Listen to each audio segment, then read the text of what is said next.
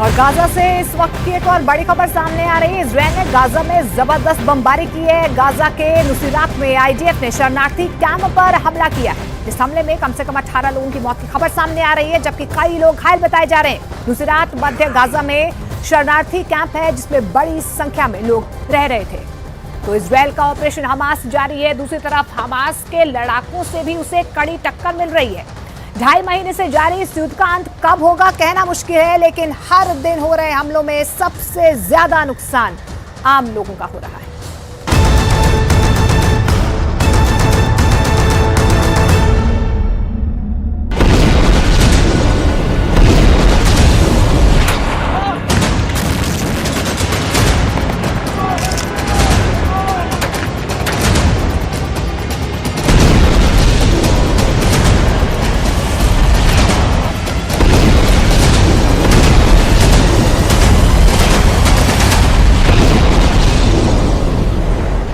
कहावत है कि इश्क और जंग में सब जायज है, पर युद्ध की ये तस्वीरें इस कहावत को झूठा साबित कर रही हैं।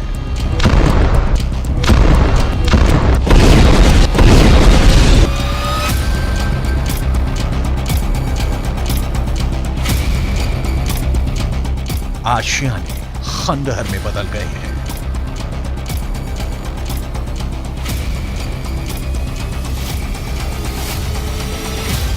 जहां तक जिधर तक नजर जाती है मलबा ही मलबा बिखरा पड़ा है।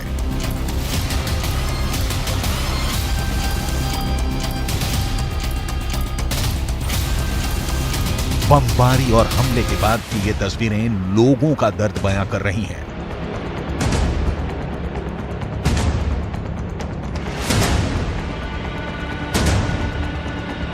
जमीन पर पड़े बच्चों के खिलौने से हमले से तबाही का अंदाजा लगाया जा सकता है।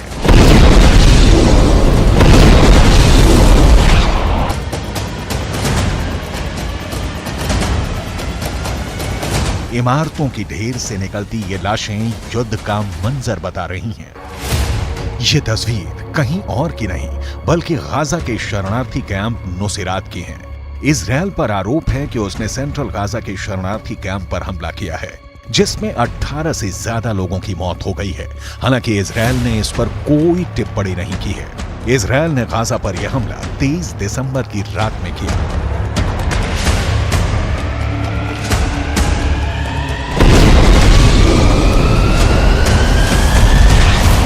हमले का वीडियो देखकर यह अंदाजा लगाया जा सकता है कि इजरायल गाजा का नामो निशान मिटाने में जुटा है।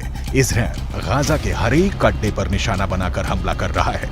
7 अक्टूबर से जारी जंग में इजरायल ने गाजा को दुनिया के मैप से हटाने की कसम खाई है। इजरायल गाजा के किसी एक जगह को निशाना नहीं बना रहा, बल्कि वो चुन चुन कर उसकी रीढ़ की हड्डी तोड़ने में जुटा हुआ है। इजरायल ने गाजा बॉर्डर पर मौजूद रफा कैंप पर भी 24 दिसंबर की रात 2 बजे के आसपास हमला किया, जिसमें कई लोगों के घायल होने की खबर है। उत्तरी गाजा की बड़ी इमारतें हों या दक्षिणी गाजा के कैंप, इजरायल सबको मलबे में मिटाने की कोशिश में लगा हुआ है। في حوالي الساعة 2 قامت الطائرات الإسرائيلية بقصف منزل عمر بالعوف. فأثناء القصف يعني كل المنطقة صحيت على القصف، فجينا نجري فشفنا الدمار اللي أنت شايفه يعني وهذا بيت دار عمي، فكلياتهم كان فيه ثلاث إصابات، فقمنا بإنقاذهم وتم انتشال شهيدين। इजरायल ने गाजा को पूरी तरह से घेर लिया है। वो दक्षिण से लेकर पश्चिम और मध्य गाजा में हमला कर रहा है। नुसीरात रफा से 32 किलोमीटर की दूरी पर है। गाजा की हालत अब बहुत नाजुक है। इजरायल अपने ऊपर हुए हमले का बदला लेने में पीछे नहीं हटेगा, और शायद यही कारण है कि वो आम लोग और सैनिक में फर्क नहीं कर पा रहा है। इजरायल ने साफ कर दिया है कि वो जब तक हमास का नामो निशान नहीं मिटा देता तब तक वो शांत नहीं बैठने वाला। طلعونا من تحت الانقاذ وودونا على ابو يوسف النجار. قاموا باللازم اللي هناك، الله يحميهم يا رب.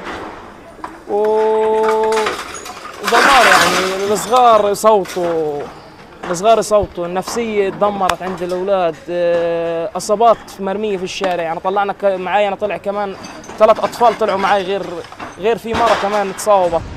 गाजा की हालत को देखते हुए मानवीय मदद के तहत वहां लोगों के लिए राहत सामग्री पहुंचाई जा रही है। संयुक्त राष्ट्र के मुताबिक गाजा में अकाल का खतरा बढ़ रहा है और अगर हालात ऐसे ही रहे तो वहां लोगों को दाने दाने के लिए मोहताज होना पड़ेगा और इसका बच्चों पर असर सबसे ज्यादा होगा। 78 दिन से जारी जंग में गाजा ने अब तक अपने 20,000 से ज्यादा लोगों को खो दिया है और अभी भी वहां हमले थमने का नाम नहीं ले रहे हैं।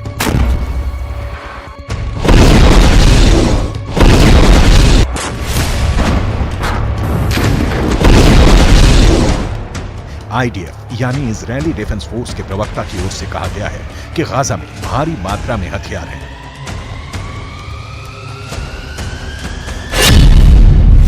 दाराज तोफा में हमारे सैनिकों ने ऑपरेशन के दौरान स्कूलों को स्कैन किया। इस दौरान हमास की नौसेना कमांडो इकाई से संबंधित रॉकेट, उपकरण और दूसरे हथियार पाए गए। इजरायली बलों ने जमीनी युद्ध के दौरान हमास के एंटी टैंक मिसाइलों और रॉकेटों सहित लगभग 30,000 विस्फोटक उपकरणों को भी नष्ट कर दिया है या उनको जब्त कर लिया है।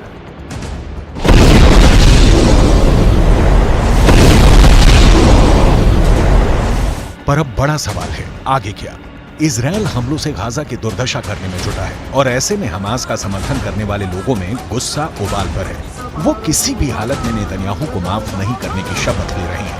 पूरी दुनिया में इस युद्ध को लेकर प्रदर्शन हो रहे हैं। लोग गाजा के समर्थन में सड़कों पर उतर रहे हैं। लोगों में युद्ध को लेकर गुस्सा है। ये यमन है। यहाँ लोग हजारों की संख्या में इजरायल के खिलाफ प्रदर्शन कर रहे हैं और साथ ही अमेरिका के खिलाफ भी नारेबाजी हो रही है।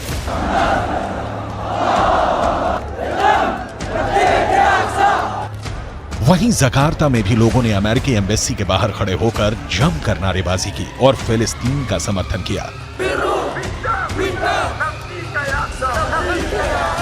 Inilah bentuk bahwa kita peduli terhadap warga kita di Palestina ya, karena isu ini adalah isu kemanusiaan ya. Jadi harusnya ini jadi isu global yang memang harus kita sama-sama peduli terhadap masalah ini. Dan sampai saat ini penjajahan fisik yang terjadi di seluruh dunia. Israel Hamas युद्ध के दौरान पिछले 24 घंटे में मारे गए लोगों की बात करें तो यह आंकड़ा करीब 200 के करीब है। इसको लेकर अमेरिकी राष्ट्रपति जो बाइडेन ने इजरायली प्रधानमंत्री बेंजामिन नेतन्याहू को फोन किया और हालातों के बारे में जानकारी ली है। गाजा में इजरायल का आक्रमण हाल के इतिहास में सबसे विनाशकारी सैन्य अभियानों में से एक रहा है, जिसने गाजा के 2.3 मिलियन लोगों में से लगभग 85% लोगों को बेघर होने के लिए मजबूर होना पड़ा है। संयुक्त राष्ट्र और अन्य एजेंसियों के इस सप्ताह एक रिपोर्ट के अनुसार गाजा में आधे मिलियन से अधिक लोग यानी आबादी का 1/4 भूख से मर रहे हैं। हमास की करतूतों का नुकसान आम फिलिस्तीनी मौत और तबाही के तौर पर भुगत रहा है। इन हमास लड़ाकों की संख्या ज्यादा से ज्यादा 30 से 40 हजार बताई जा रही है, लेकिन इनकी वजह से करीब 23 लाख की आबादी खून के आंसू रो रही है, जिनका कोई कसूर नहीं है। बच्चे, महिलाओं की मौतों की खबर ने पूरी दुनिया को झकझोर कर रख दिया है, लेकिन ना तो इजरायल हमला करने से रुक रहा है, न सीज फायर के लिए तैयार है, ना ही हमास प्रतिकार से रुकने वाला है। इस बीच गाजा है जो जल रहा है।